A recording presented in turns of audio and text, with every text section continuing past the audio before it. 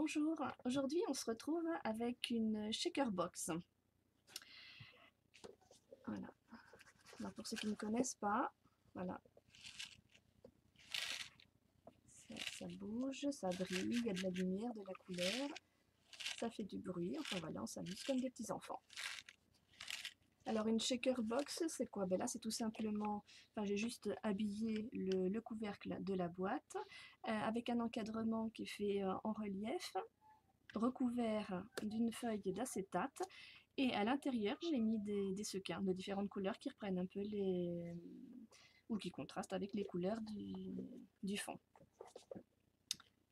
Voilà, alors dedans vous pouvez y mettre ce que vous voulez, vous pouvez y mettre des micro-billes, vous pouvez y mettre des petites perles, vous pouvez y mettre aussi des petites formes, des découpés, quoi. Enfin c'est tout ce qui vous fait plaisir.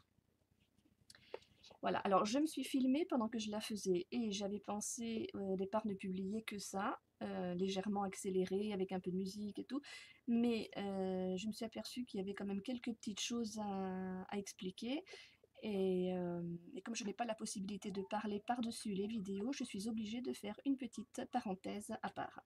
Donc, petite parenthèse, 2-3 explications et puis après, hop, c'est la vidéo. Le processus quoi, enfin de ce que j'ai fait. Alors, vous avez vu là en début de vidéo, en présentation, vous avez vu l'intérieur de la boîte, donc moi je m'en sers pour y mettre, pour y regrouper tous mes fils de broderie, quoi, de point de croix, de mes travaux, enfin de mes travaux, d'un de mes travaux en cours, parce que moi j'ai une boîte pour chaque travail en cours. Donc je la trouvais vraiment parfaite pour contenir là, toutes mes petits... Alors c'est pas des bobines, comme on appelle ça. Bon, le nom m'échappe. Bref, tous mes petits fils. Et j'ai habillé l'intérieur du couvercle parce que j'en avais besoin. Je vous explique. Là, l'intérieur. Alors, vous allez me voir trafiquer un peu, là, quand je le fais pour le coller et tout, vous allez me voir passer un peu de temps dessus. Alors, c'est pas... Non pas parce que c'est compliqué ou long à faire, mais je vous explique. Comme cette bande sert de passant, alors, je vais le mettre là. On va dire que ça, c'est ma bande de papier. Oups. Donc j'avais besoin de 4 plis. Donc les deux premiers sont là, forcément. Là, je vais avoir les deux premiers plis qui correspondent, oui, alors n'importe quoi, ça c'est beaucoup trop grand, peu importe, à la largeur, ça correspond à la largeur du couvercle, plus, alors moi j'ai rajouté 1 voire 2, je crois bien, millimètres. De là à là. Parce que comme cette bande de papier a la fonction d'un passant, moi je veux y passer, je n'écris pas sur mes livres, donc, et moi j'aime bien marquer tout là où j'en suis dans mes broderies, ça m'évite, enfin ça m'évite plus ou moins de faire des erreurs, parce que j'en fais quand même, mais au moins ça m'indique là où j'en suis et tout. Donc je fais toujours des photocopies à part, je voulais pouvoir avoir la possibilité donc de passer une feuille de photocopie pliée en 2, voire même en 4 là derrière. Donc j'ai laissé un petit peu de marge, 1 ou 2 mm d'épaisseur, de longueur, pardon. Après, vu que je vais avoir, alors là ça va être replié sur le dessus, là on ne le voit pas parce que je l'ai fait avant de faire, de recouvrir le dessus du couvercle. Mais le couvercle a une petite épaisseur, mais a quand même une épaisseur, à peu près 2 mm. Donc moi il me fallait un autre pli à 2 mm de distance du premier pli. Alors marquer 2 plis comme ça, aussi près l'un de l'autre, je risquais de faire un travail pas propre. Donc qu'est-ce que j'ai fait? J'ai marqué, moi avant de coller ma bande de papier, j'ai marqué juste les premiers plis, ceux-là là. celui-là et celui-là. J'ai marqué les 2 premiers plis qui correspondent à la largeur du couvercle. Et après, je vais enlever ça. Voilà, quand je retourne la boîte là, c'est là que vous me voyez trafiquer un peu, c'est parce que il faut d'abord que j'aligne bien le pli que j'ai fait, le premier pli que j'ai fait, que je l'aligne à la base du couvercle.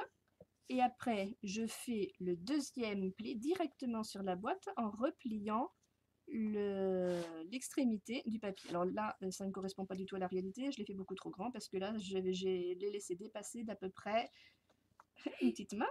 Je l'ai laissé dépasser à peu près de 1 cm ou 1 cm et demi. Là c'est coupé et là pareil. Et alors après, pareil, de l'autre côté, comme les 2 premiers plis, comme j'ai laissé un petit peu de jeu, il a fallu... Non, laisse-moi le feutre, ma chérie, je peux en avoir besoin. Attends, je suis en train de faire la vidéo, Amélie. Il a fallu que je réajuste un peu la bande pour faire coïncider l'autre pli à la base du... Tiens, j'ai 3 mains. À la base là, du couvercle, et après j'ai replié pour former le deuxième pli. Donc comme ça me permet d'avoir un travail propre. Attends ma puce.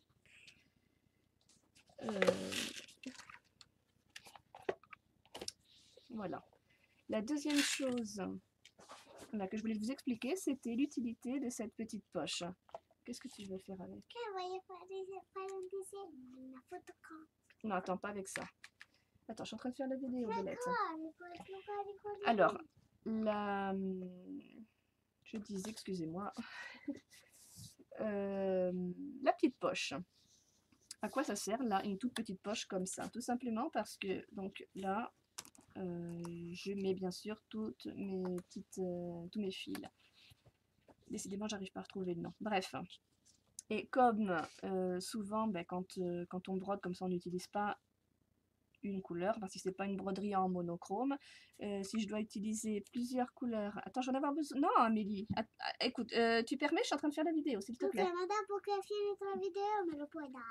Alors, je dis que je peux avoir besoin de plusieurs couleurs en même temps pour faire la broderie que je suis en train de faire. Donc ça me permet de mettre les couleurs que j'utilise là en un certain moment et de pouvoir mettre le fil qui me reste au lieu de devoir réembobiner à chaque fois, à chaque changement de couleur. Je réembobine le fil là pour prendre une autre couleur, faire les quelques points que je dois faire et après si je dois reprendre la première couleur, etc. Comme ça, je laisse tout simplement le fil là sur l'aiguille, je plante l'aiguille sur sa... Bon, on va dire bobine, hein, parce que j'ai pas d'autres mots qui me viennent. Si vous savez comment ça s'appelle, eh ben, laissez-moi un petit commentaire. Voilà, moi j'aurais appris quelque chose. Et donc je mets directement l'aiguille, voilà, sur mes fils à broder, quoi. Voilà. Et comme ça, je les ai tout de suite à portée de main. Ils sont tous... chaque fil, chaque aiguille correspond à son numéro, donc comme ça, surtout quand on a des couleurs bien différentes comme ça, bon, c'est pas très grave, même si les fils se mélangent. Non, même si les fils se mélangent, bon, c'est quand même faisable. Quand on a par exemple plusieurs couleurs qui se ressemblent comme ça, quand on doit faire des dégradés, si on ne met pas tout de suite si on ne remet pas le fil. Amélie, arrête s'il te plaît, je fais la vidéo. Donc si on n'associe pas le fil qu'on est en train de travailler avec son numéro, bon, des fois on peut faire, surtout si on travaille le soir avec pas beaucoup de luminosité, on peut se tromper. Donc voilà, le côté pratique de ma petite poche. Et puis sinon, ah oui, une autre chose. Alors, bon, quand j'ai fait le couvercle, premièrement, si vous voulez un travail vraiment fini, moi là je ne l'ai pas fait, ça ne me gêne pas plus que ça parce que ça ne se voit pas trop. L'épaisseur du carton, comme c'est un carton un peu épais, ça doit faire à peu près au moins 2,5 mm d'épaisseur, ou 2 mm, bref. Si vous ne voulez pas voir la couleur du carton là, vous pouvez peindre les tranches du carton, si vous utilisez le carton. À moins que vous utilisiez directement du scotch double face épais, là, 3D. Et alors dans ce cas, vous n'aurez pas de problème, enfin ça sera blanc, quoi. Ça, c'est à vous de voir. Moi, j'y avais pensé, j'avais pensé le faire. Non, je ne l'ai pas fait, mais c'est bon, c'est pas grave, hein, ça ne m'empêche pas de dormir. Une autre chose, là, alors j'ai quelques petits sequins qui sont restés collés là sur les côtés. Parce que quand bon, j'ai mis le cadre, j'ai mis les sequins. Avant de mettre alors, et j'ai collé l'acétate. Et j'ai bougé tout de suite pour vous faire voir, là, pour faire voir l'intérêt de le faire. Enfin, donc, on avait des petits sequins qui bougeaient. Alors, comme je n'avais pas laissé sécher, moi je l'avais fait pour les besoins de la vidéo. C'est sûr que si vous le faites chez vous, ce serait bien d'attendre que la colle soit sèche avant de bouger la boîte, enfin tout ce que vous ferez en shaker, parce que sinon il y a le risque d'avoir des paillettes qui restent. Là j'en ai là 2-3 qui se sont collées quoi, là, sur les côtés. J'en ai un peu là aussi. Alors bon, c'est pas très gênant, au moins on en a un peu partout. Moi ça me gêne pas plus que ça, mais bon, je le dis, s'il y en a à qui ça ne plaît pas, c'est bien de laisser sécher avant de la bouger. Voilà, mais je pense avoir tout dit. Donc maintenant, je vous laisse avec la vidéo en musique. Et puis on se revoit bientôt pour une prochaine vidéo. Merci, au revoir.